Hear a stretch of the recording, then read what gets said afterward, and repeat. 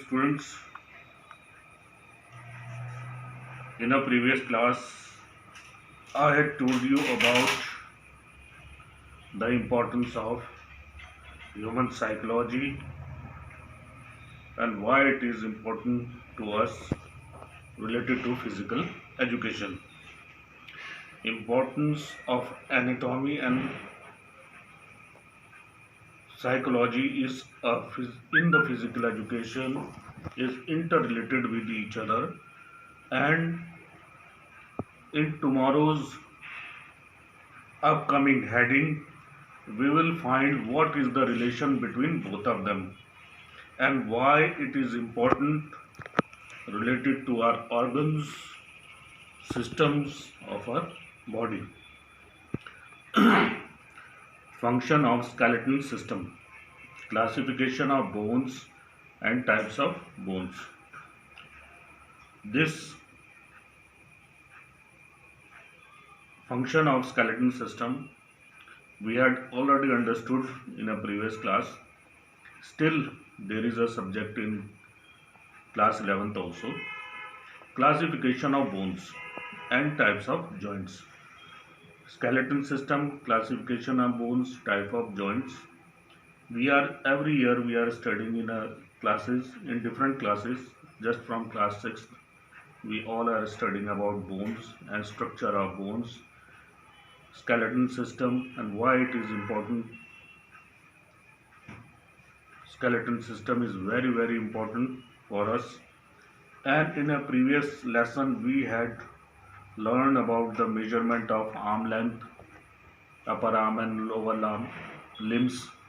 We had came to know about the importance of structure of our body that is based on a skeleton system, and we will come to know about why it is important related to physical education.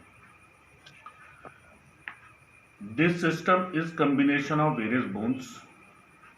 If you go through the biological collage or a chart of skeleton system, you will come to know about the combination of various bones joined together and frame and build a bony frame of a skeleton system.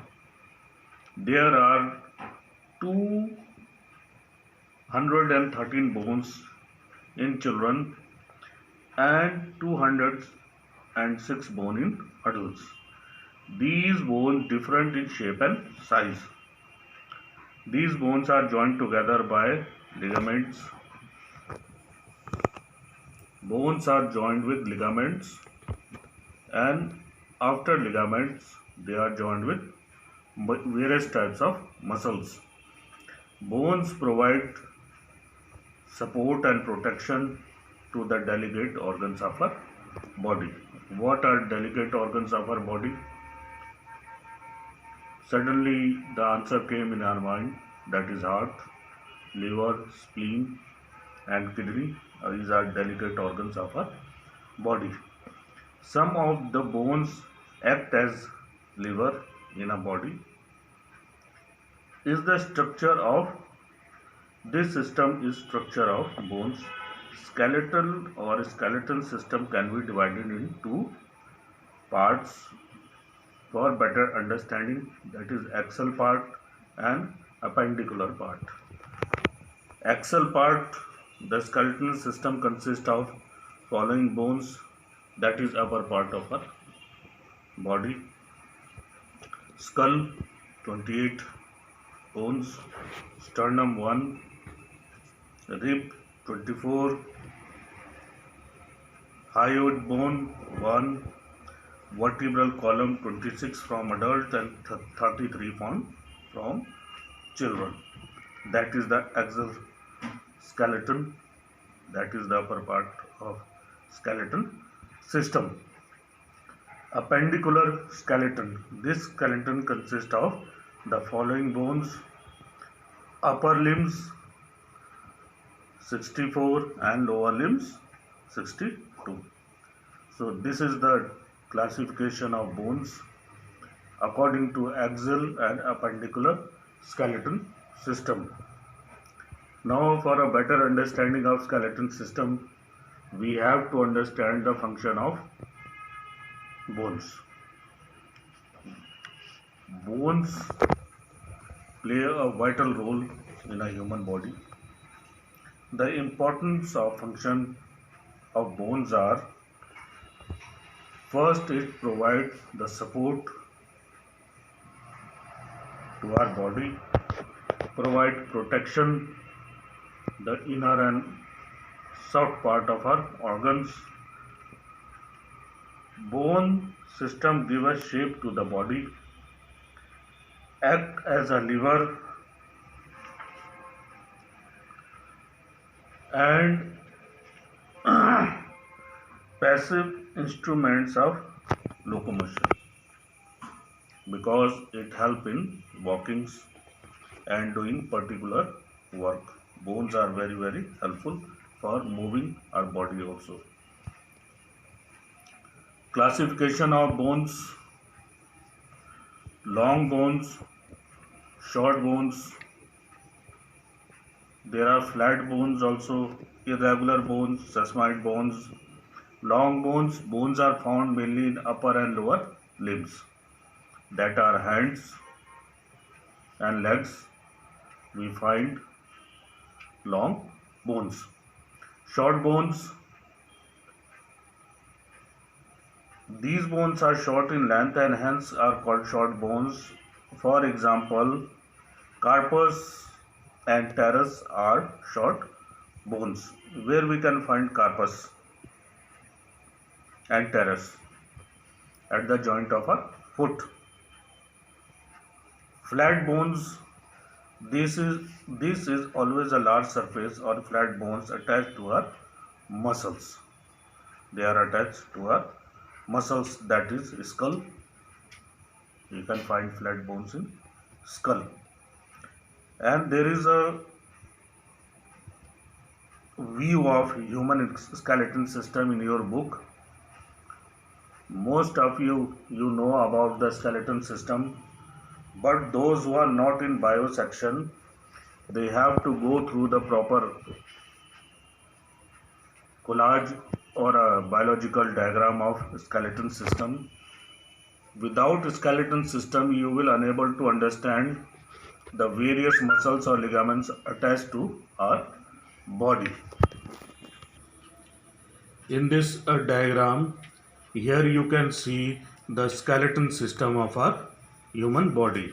We are talking about long bones. We can find in upper limbs and lower limbs. Long bones. Short bones we find at toes and phalanges. Flat bones we find in skull because they are flat and attached to the muscles. Irregular bones. These bones have particular shape. These bones cannot be grouped under a proceeding heads. The vertebrae is a good example. This is vertebrae. Irregular bones. So if we have to understand the structure of human body, this is very important to understand the structure of skeleton system. Without any skeleton system, we will unable to understand the various subjects related to skeleton system, like muscles, attachment of muscles and ligaments. Hope you had understand the structure of skeleton system.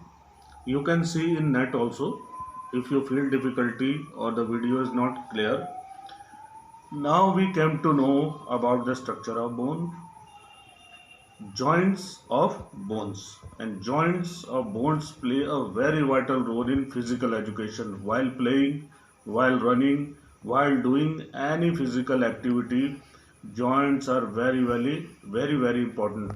For example, while running 100-meter sprint, you need a help of group of joints that it may move fast with the help of muscles.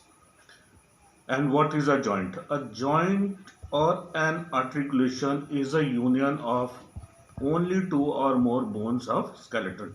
Two or more bones joined together.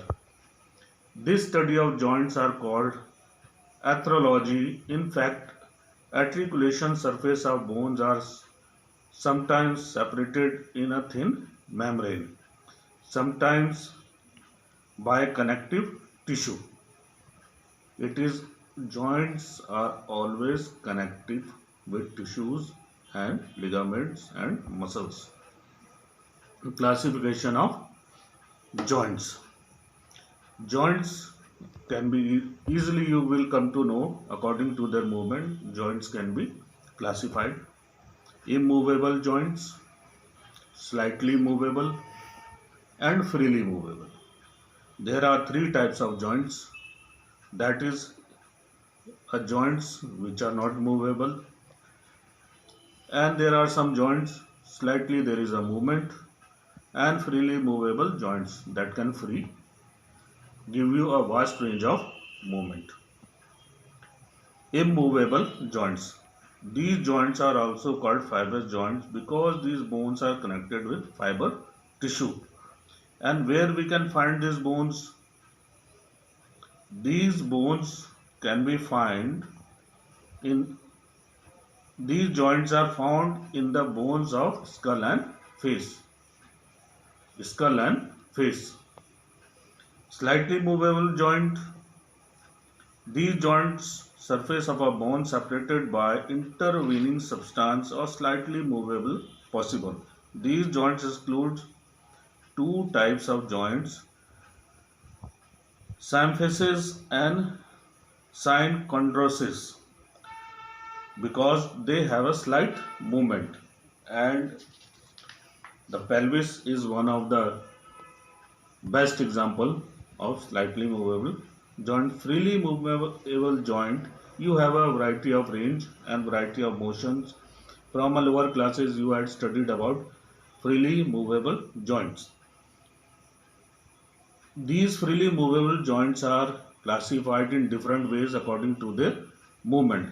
Gliding joints. These joints permit gliding movements only.